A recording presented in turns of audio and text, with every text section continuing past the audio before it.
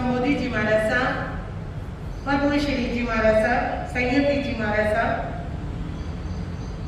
अत्र उपस्थित दिव्यता और भव्यता के संस्कारों से संस्कारित होने के लिए पधारे हुए सभी मोक्षाभिलाषी आत्माएं, आप सभी का इस आनंद दरबार में हार्दिक हार्दिक अभिनंदन। कुछ सुने और सुनाए उससे पूर्व एक गीत के माध्यम से अपने आप को टटोल लेते हैं, अपने आप को महसूस करते हैं कि जो मेरा परिवार, मेरा घर, मेरा मकान, मेरा संसार, मेरी दुकान ये है भी या नहीं है। जन्म से लेकर मृत्यु पर्यंत तक हम मेहनत करते हैं, परिश्रम करते हैं, हर कार्य करते हैं, परंतु साथ में जाने वाली वस्तुएं कौन सी हैं? मकान जाएगा, दुकान जाएगी, या फिर आपके रिश्तेदार आपके साथ में जाएंगे।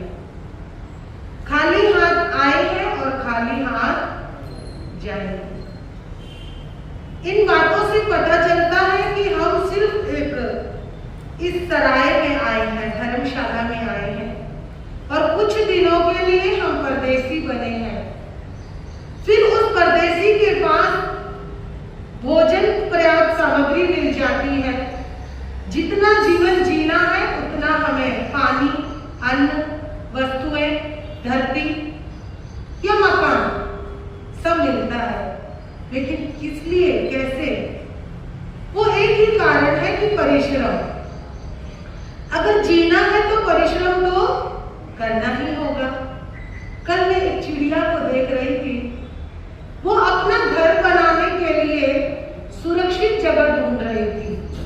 छोटी सी चिड़िया, चू चू की आवाज आई, मैंने पर्दा हटाया तो वो बहुत प्यार से खिड़की के बाहर थी और घर बनाने के लिए बंदोबस्त कर रही थी, जगह ढूंढ रही थी। मुझे समझ आया कि वो ऐसी जगह ढूंढ रही है जहां उसके बच्चे सुरक्षित रहें, जहां उसके बच्चे सुरक्षित रहें। और वो कब तक रहेंगे मालूम है? जिस दिन उन्होंने उड़ना सीख लिया, वो उनका रिश्ता बस वहीं तक होता है। फिर वो उसके साथ साथ घूमते नहीं रहते। जिस दिन जन्म दिया, जन्म से लेकर उनको खिलाना सिखाया, और जिस दिन वो अपने परों से, पंखों से तैयार हो गए, ऊंचे आकाश में उड़ने के लिए तैयार हो गए, उस दिन ही उनकी माँ ने उनकी उंगली छोड़ दी, उनके पिता ने उनका सहारा बनना छोड़ दिया। तो वो चिड़िया को देखकर मैं रात भर यही सोच रही थी कि एक त्रियंच को भी समझ है कि मुझे इसका कितना साथ देना है, क्योंकि उनको पता है यहाँ कोई किसी का नहीं है, सिर्फ परदेसी है। तो लेकिन हम क्यों नहीं समझ पाते? हम जन्म से लेकर मृत्यु पर्यंत वही कार्य करते रहते हैं। बेशक वो संसार हमारे लिए एक आसार है, परदेश है। मैं ये नहीं कहती कि तुम बच्चों की सेवा मत करो, बच्चों को भी तैयार करो, परिश्रम करो, लेकिन कब तक? एक सीमा तक। एक सीमा आने के बाद उनको छोड़ दीजिए उनके सहारे। वो एक बार ठोकर खाएंगे, 2 बार ठोकर खाएंगे, फिर अपने आप चलना सीख जाएंगे। लेकिन होता ऐसा है कि बहुत सारे लोग अपने बच्चों को कुछ बनते हुए देखना भी नहीं चाहते। उन्हें लगता नहीं, ये अगर डगमगाया तो गड़बड़ हो जाएगी। मैं एक जगह पढ़ रही थी कि जो बड़े घरों की संतान होती है ना, वो बहुत ज्यादा सक्सेस नहीं होती। फिर चाहे आप कोई भी बड़ा किरदार देख लेना, इतिहास का नहीं, प्रैक्टिकली। फिर चाहे वो हीरो हीरोइनों में चले जाओ, चाहे वो कोई और लाइन में चले जाओ, बड़ा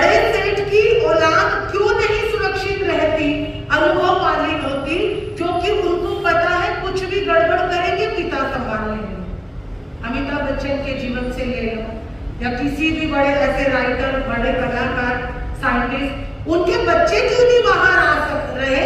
क्योंकि उनको हर कदम पे विश्वास है पीछे संभाल लेंगे। लेकिन ऐसी दीवार मत बनो कि उनकी जिंदगी बेकार हो जाए। उनको गिरने देते हैं। जब वो छोटे थे तो गिरते थे ना, फिर उठकर चलते थे, फिर गिरते थे, फिर उठकर चलते थे। ये तो संसार है, गिरना और संभलना। और हम सिर्फ यहाँ के परदेसी हैं और एक दिन आएगा कि हम भी चले जाएंगे। तो कवि ने बहुत सुंदर कहा यहाँ पर, जो मुझे बहुत प्रिय गीत है और हम सभी मिलकर गुनगुनाएंगे। क्यों दुनिया में फंस बैठा रे अनजान परदेसी, कर आगे के चलने का कुछ सामान परदेसी। क्यों दुनिया में फंस बैठा रे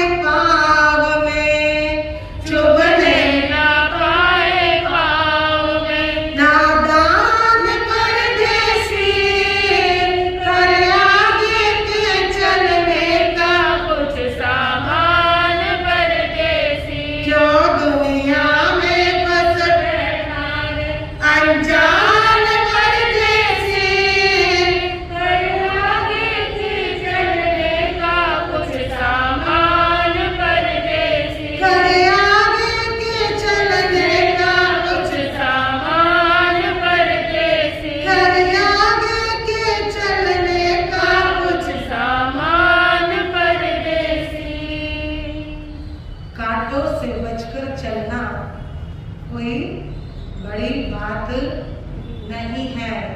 लेकिन कांटों जब चुभ जाए फिर उसके बाद संभलना बड़ी बात होती है, क्योंकि गलती करने पर साथ छोड़ने वाले तो बहुत होते हैं, लेकिन गलती होने पर समझाकर साथ चलने वाले कोई दो चार होते हैं। गलतियां हो जाए तो कोई बड़ी बात नहीं। गुरुदेव कहते हैं गलती करना कोई बड़ी बात नहीं है। हमेशा बोलते हैं रमणी गुरुदेव कि गलती जरूर करो, लेकिन गलती को दोहराओ मत। गलती जरूर करो, लेकिन गलती को दोहराओ मत।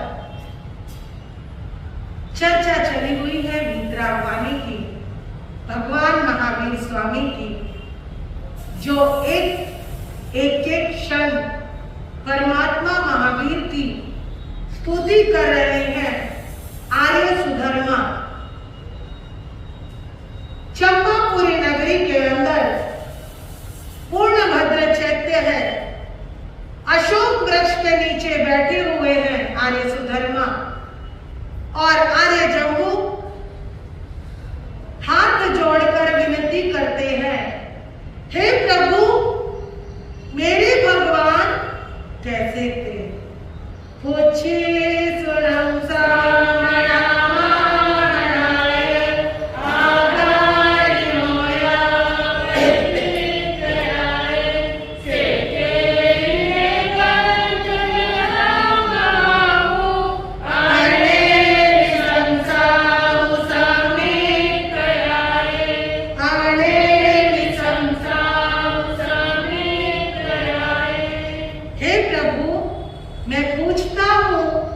कि भगवान महावीर स्वामी कैसे थे? उस समय वीर स्तुति की जो रचना हुई है, बहुत ही सुंदर रचना हुई। भगवान की जो प्रशंसा करी वहां पर आर्य सुधर्मा ने ऐसी प्रशंसा करी माना कि सूर्य को दीपक दिखाना मुश्किल है, लेकिन हम अपनी जीभा के द्वारा प्रशंसा तो कर ही सकते हैं। वो जो वीर स्तुति का निर्माण हुआ, जिस समय एक एक गाथा को पढ़ते हैं तो भीतर में एक गुदगुदी होती है कि मेरे भगवान वास्तव में कैसे थे। यदि हम आज अपनी लाइफ को एक सेकंड के लिए नजरों में डालें और उस परमात्मा को सुने, तो हम तो उनके आगे कुछ भी नहीं है, कुछ भी यानी जीरो भी नहीं है। जीरो का भी महत्व होगा, जीरो की भी वैल्यू होगी। अगर जीरो को एक का साथ मिल गया तो 10 बन जाते हैं, लेकिन हमारी तो उतनी भी औकात ही नहीं कि हम भगवान महावीर की प्रशंसा कर पाए। लेकिन आर्य जम्बू ने किन भावों से सुना, और आर्य सुधर्मा ने जो ये छठी गाथा चल रही है उसमें फरमाया, से भूय पढ़ने अड़िए आचार्य ओ अंतरे धीर अनंत चक्षु आलो तरंग कई सूर्य भैरोय निंदे बतमं प्रभासे भैरो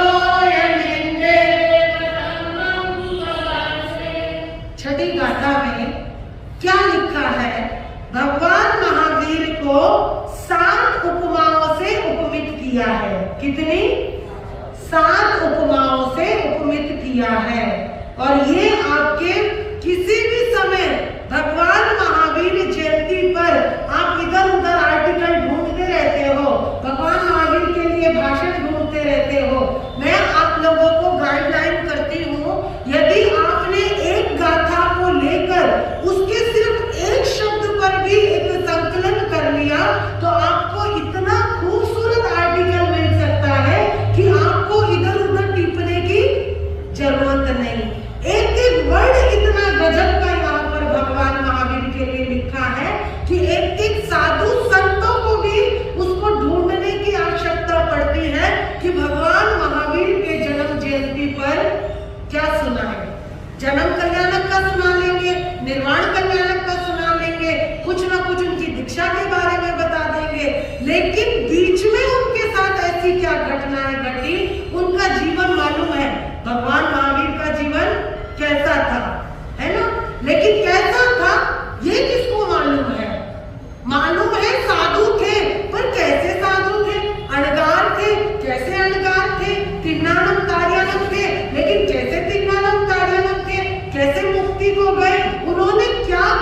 किया। तो यहाँ पर 7 उपमाओं से उपमित किया है। से भूई पन्ने, यानी कि वो, से यानी वह, वो जो थे प्रज्ञाशील थे। पहली उपमा प्रज्ञाशील थे। बुद्धिमान बोलना आसान है, लेकिन बुद्धि को जब जागृत अवस्था मिल जाती है तो वो बुद्धि प्रज्ञा के रूप में बदल जाती है। फिर वो बुद्धि सात्विक बुद्धि हो जाती है, वहां सम्यक दर्शन की लौ जग जाती है। दूसरी उपमा बोली अप्रतिबद्ध विहारी थे। क्या थे? अप्रतिबद्ध विहारी थे। वो अपने आप में विहार ही विहार जो उनका था, अग्रही थे, जागरूक हो गए थे। वो घर में भी ऐसे थे और बाहर भी ऐसे थे। अप्रतिबद्ध जागरूक हो गए थे, घर में रहते हुए भी वो जागरूक थे, सब कार्य करते हुए भी जागरूक थे। और जब संत बन गए, साधु बन गए, तब तो उन्होंने कुछ ऐसी, एक बार जब मैंने शुरुआत में सुनाया था कि उनको किस तरीके से एक संत ने उल्हाना दिया कि तुमको तुम्हारी झोपड़ी भी रखनी नहीं आती। संत दुष्यंत की जब चर्चा आपको शुरुआत के दिनों में बताई थी कि उनको झोपड़ी बनाकर दी, चातुर्मास करो यहीं पे, और मेरे जो है ना मित्र के बेटे हो तुम, इधर उधर कहाँ भटकते रहोगे, चातुर्मास का समय आ गया है, तुम यहाँ पर चातुर्मास करो। लेकिन उनको तो परिग्रह रखना ही नहीं था, मोह रखना ही नहीं था, ममत्व रखना ही नहीं था। उन्होंने क्या किया, आप विनती करी तो वो उस कुटिया में रहने लगे। अब कुटिया में रह रहे हैं तो अपनी साधना में मगन है, लेकिन उनका भीतर से उस कुटिया के प्रति प्रेम नहीं है। अब गर्मी थी, चारों तरफ जानवर घूम रहे थे, तो भूख लगी थी। उन्होंने उनकी कुटिया को भी घास खाना शुरू कर दिया। खाते रहे, घास खाते रहे, कुटिया खंडित हो गई, टूट फूट गई। जो बाकी के शिष्य थे, उन्होंने अपने गुरु दुष्यंत को शिकायत कर दी कि जी हमारे ये क्या तुमने इनको बिठाया है, इनको तो अपनी झोपड़ी भी संभालनी नहीं आती। उस समय दुष्यंत ने कहा था, कैसे हो तुम वर्धमान, तुमको इतना भी नहीं पता कि तुम अपनी झोपड़ी की तो रक्षा करो। जब ये उल्हाना दिया ना तो उनको सीधा अंदर लगा। ध्यान से सुनना अबे भैया, काम आएगा। उनको जब उल्हाना दिया तो उनके अंदर लगा। उस समय उन्होंने प्रतिज्ञाएं ली थी, 5 प्रतिज्ञाएं। एक तो मैं किसी के भी सत्कार और सम्मान की भूख नहीं रखूंगा। सम्मान हो तो भी कोई बात नहीं, अपमान हो तो भी कोई बात नहीं। पहली प्रतिज्ञा। दूसरी प्रतिज्ञा, कायोत्सर्ग में हर समय रहूंगा। किसमें? कायोत्सर्ग में रहूंगा। तीसरी प्रतिज्ञा, कर यात्री रहूंगा। चौथी प्रतिज्ञा, भोजन के और रास्ता पूछने के अलावा मैं बात नहीं करूंगा। सिर्फ भोजन के लिए और रास्ता पूछने के लिए मैं बात करूंगा। और 5वीं प्रतिज्ञा उनकी थी कि मैं एक स्थान पर ज्यादा से ज्यादा समय नहीं रहूंगा। और क्यों नहीं रहूंगा? जहां पर जहां पर कलेश युक्त वातावरण हो। क्यों? जहां पर कलेश युक्त वातावरण हो, मैं वहां पर नहीं रहूंगा। ये 5 प्रतिज्ञाएं उन्होंने जिंदगी भर निभाई, क्योंकि उनको पता था जहां कलह का वातावरण है वहां अपनी साधना होनी नहीं। जहां सम्मान से बुलाए जाए तो भी नॉर्मल रहना, और जहां अपमान हो वहां पर भी नॉर्मल रहना। और ज्यादा से ज्यादा मैं कायोत्सर्ग रहूंगा और कर यात्री रहूंगा। हाथों में भोजन मिला ले लिया और चलते रहना, और अपनी साधना में मौन रहूंगा। तो उस समय दुष्यंत की बातों के बाद उन्होंने ये 5 प्रतिज्ञाएं ली थी। इस तरीके से वे अप्रतिबद्ध विहारी थे, प्रज्ञाशील थे, अप्रतिबद्ध विहारी थे। और वो किस तरीके से संसार को पार करने वाले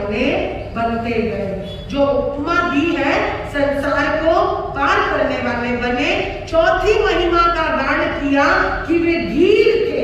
धीर यानी धीर वीर गंभीर थे। पांचवी उनकी महिमा बोली कि उत्कृष्ट तपस्वी थे। क्या थे? तपस्वी थे। देखो अभी इस छद्मावस्था में है, लेकिन कितनी तपस्याएं उन्होंने करी।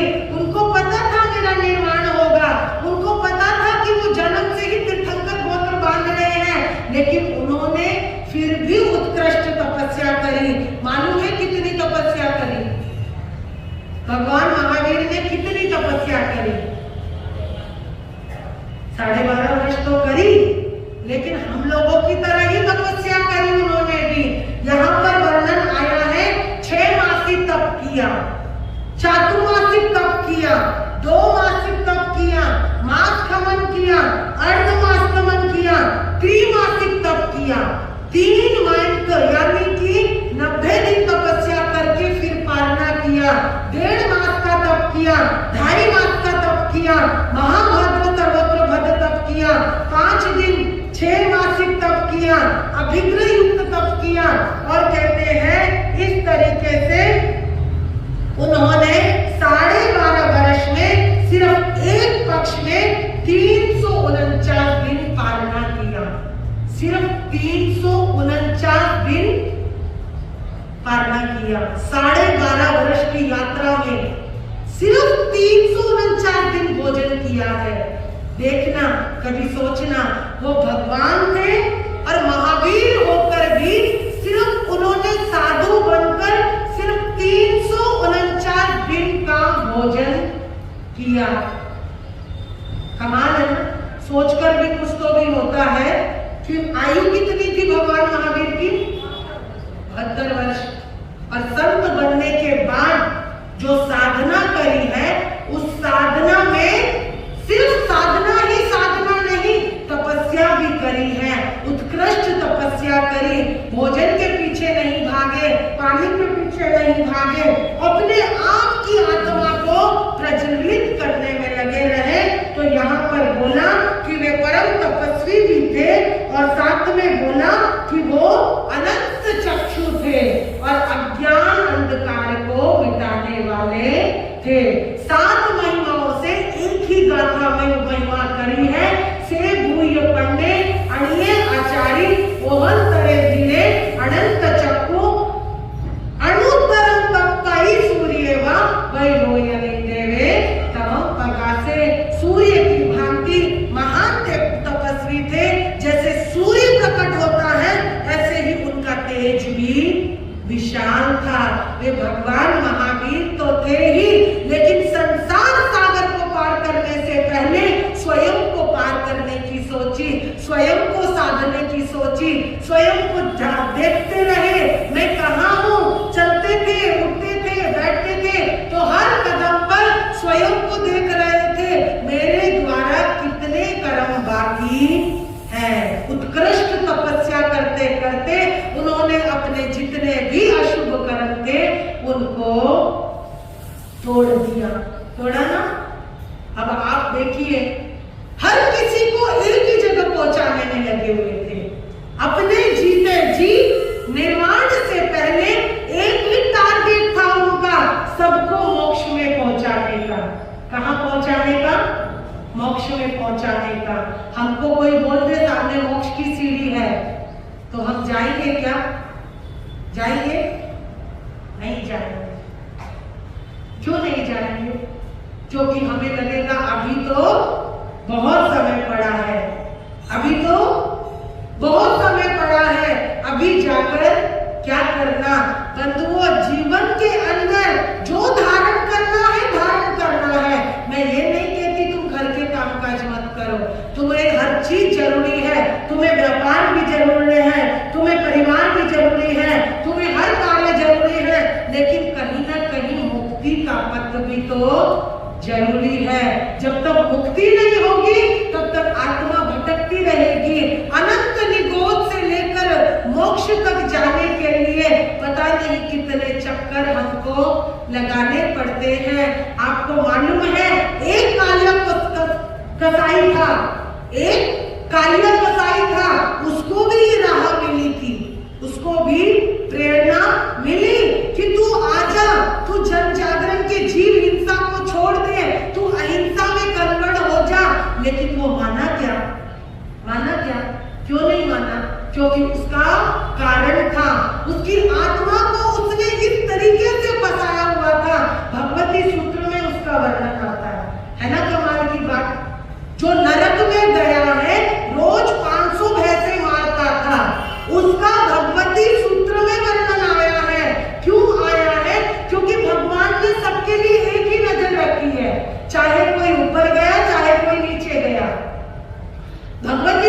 में 4 प्रकार की मक्खी का वर्णन आता है।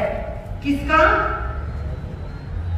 मधुमक्खियों का। 4 प्रकार की मक्खी और मधुमक्खी का वर्णन आता है। एक मक्खी होती है जो शहद पर बैठती है। किस पर? शहद पर बैठती है और उस पर बैठने के पश्चात अपने पंखों को उसके अंदर समाहित कर लेती है।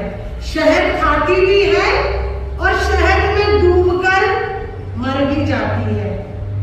रिपीट, शहद खाती भी है और शहद में डूबकर मर भी जाती है। उसके लिए उपमित किया परमात्मा ने राजा श्रेणी को। किसको? राजा श्रेणी को। संसार में थे, लेकिन संसार में इतने उलझे कि पाप पंखों में अपने आप को नहलाते रहे, संसार के कीचड़ में उलझते रहे और कहां गए? नरक में गए। वो ठीक है, उन्होंने कोई ऐसा सम्यक का बीज डला था, एक कर्म बांधा कि वो तीर्थंकर बनेंगे, लेकिन इस जन्म में चाहकर भी वो अपनी आत्मा का कल्याण नहीं कर पाए। दूसरे प्रकार की मक्खी होती है जो पत्थर पर बैठती है और पत्थर पर से ही उड़कर चली जाती है। पत्थर पर बैठती है और पत्थर पर से ही उड़कर चली जाती है। उनका वर्णन आया नंदीसेन मुनि का। संसार में आए, दीक्षा ली और अपनी आत्मा का कल्याण कर लिया। तीसरी मक्खी आती है, मिश्री के ऊपर बैठती है। किसके ऊपर?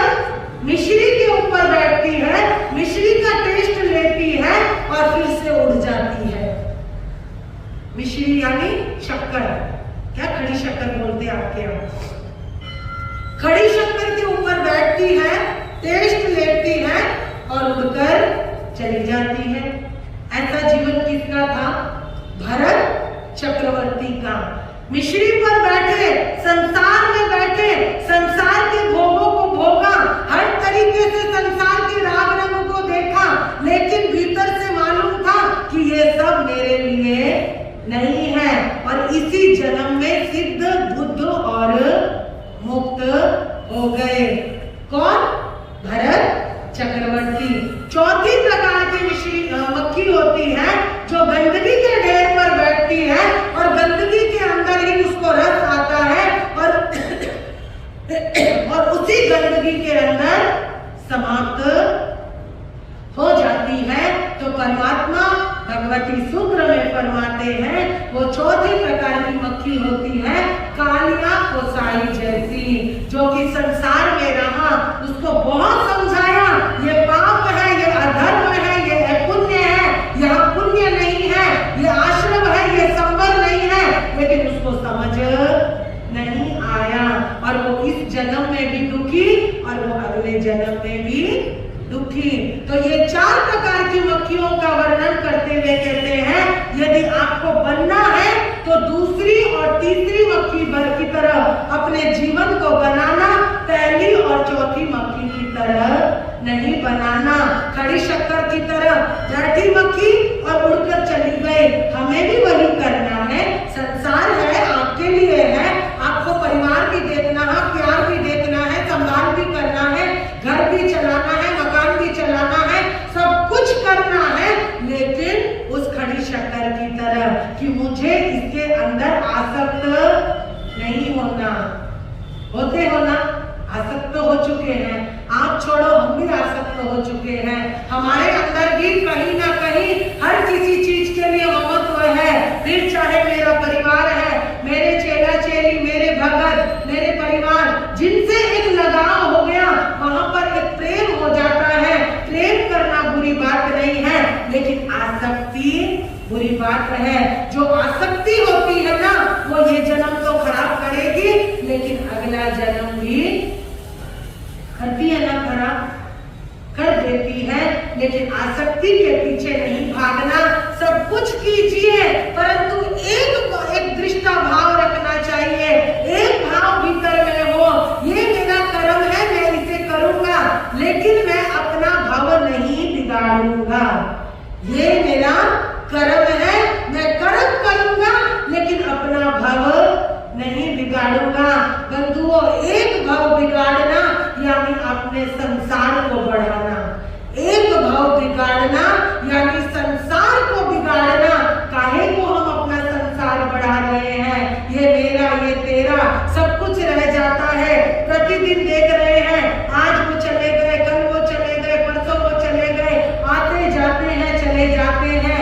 ये दुनिया के मेले हैं, ये संसार है, रहा है, रहेगा, ये मिलना बिछुड़ना, ये मिलना बिछुड़ना, ये बनना बिगड़ना, रहा है, रहेगा, ये मिलना बिछुड़ना, ये मिलना बिछुड़ना, ये मिलना बिछुड़ना। नहीं दोस्त सारे तुम्हारे रहेंगे, नहीं दोस्त सारे तुम्हारे रहेंगे, नहीं तुम साथी तुम्हारे रहेंगे, सदा ये न दिलकश नजारे रहेंगे, सदा ये न दिलकश नजारे रहेंगे, नहीं तुम न साथी तुम्हारे रहेंगे, ये दोस्त, ये दुनिया कभी ना हमारे थे, ना हमारे हैं, ना हमारे रहेंगे। ये मिलना और बिछुड़ना हमेशा रहा है और रहेगा।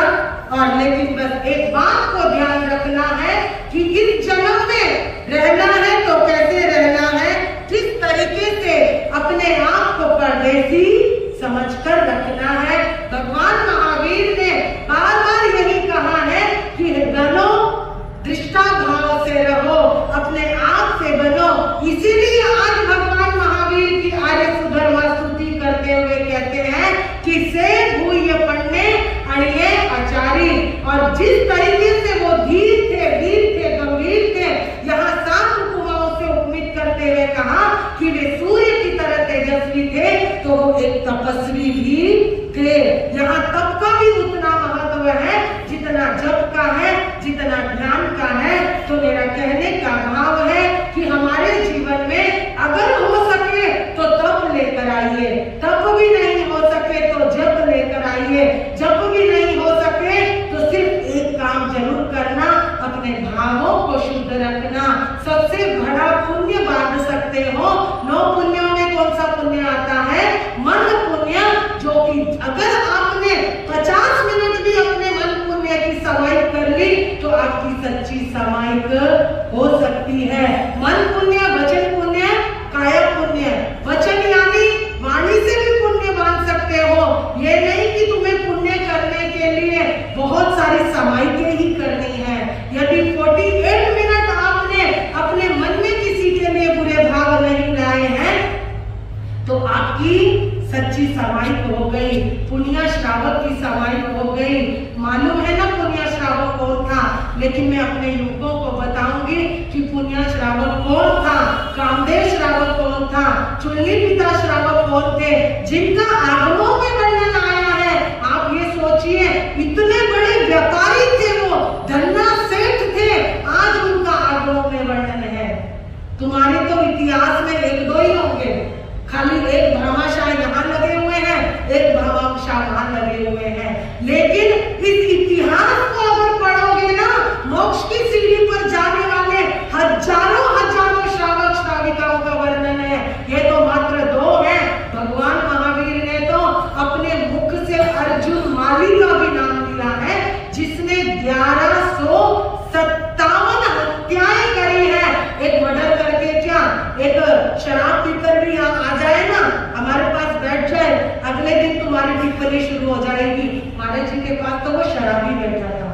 क्यों भाई? पाप करना गलत है, मानती हूँ। पाप से नफरत मत करो, पापी से नफरत मत करो, पाप से नफरत करो। पापी तो बदल सकता है, लेकिन पाप अगर वो छोड़ दे तो, अगर एक व्यक्ति गलत काम करता है तो भगवान ने उसको अपने आंगन में आने से मना नहीं किया। खुला दिल बनाओ, विशाल दिल बनाओ, तभी तुम सच में पुण्य बांधने के अधिकारी हो सकते हो। तो यहाँ पर छठी गाथा में 7 महिमाओं का संकथन किया। से भूय पढ़ने अनिय आचारी ओहन करे धीरे अनंत चक्षु, जिनके ज्ञान के चक्षु खुल चुके थे, वैसे वीर वीर गंभीर महावीर को मैं नमन करता हूँ। तो अगली गाथा 8वीं गाथा में कल कैसे, 7वीं गाथा में कल कैसे वर्णन आएगा, किस तरीके से महावीर की साधना, महावीर का संयम एक एक गाथाओं में किस तरीके से प्रकट किया है आर्य सुधर्मा ने।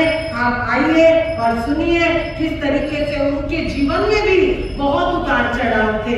ऐसा नहीं कि उनको सम्मान ही सम्मान मिला, उनको भी अपमान मिला, उनको भी बहुत कुछ सहन करना पड़ा, तभी वो वर्तमान से महावीर बने हैं। लेकिन हम कैसे महावीर बने, ये महावीर की कला है। और ये मैं आपको इसलिए सुना रही हूँ कि मैंने कहा था बुद्धि तेज करने के 5 कारण हैं, वाचना, प्रचना, परिवर्तना, अनुप्रेक्षा और धर्म कथा। ये जो धर्म कथा चल रही है कहीं ना कहीं ज्ञानावरणीय कर्म को तोड़ती है। और हमें 2 शब्द भी याद आ जाए ना घर जाकर, तो आपकी आत्मा हलुकर्मी हो सकती है। और बहुत अच्छा लग रहा है कि जैसे जैसे पर्यूषण निकट आ रहे हैं, पर्यूषणों में क्या करना है, किस तरीके से मनाना है और कैसे कैसे, कब और जब के द्वारा मनाना, कल आएंगे और सुनेंगे। और तपस्या भी करनी है जब भी करना है, और किस तरीके से अपने भीतर के अंदर जो आत्मा रूपी मिठाई के ऊपर कितने लोगों का हमने नाम तिरस्कार में लिखा हुआ है, वो भी मैं आपको बताऊंगी कि उस मिठाई के ऊपर फंगस आ जाए तो वो मिठाई खराब हो जाती है। तो ये जो आत्मा रूपी मिठाई है, इसके ऊपर से ये फफूंद कैसे हटानी है, ये हम पर्यूषणों की यात्रा करेंगे। ये 8 दिन की यात्रा अंतर्गत दशाओं के साथ साथ ये 8 कर्मों की यात्रा रहेगी। कैसे कैसे 8 कर्मों की यात्रा को हम चलाएंगे, और एक एक व्यक्ति ने भी अगर अपने अंदर से वो फंगस को हटा दिया तो पर्यूषण मनाना सार्थक हो जाएगा।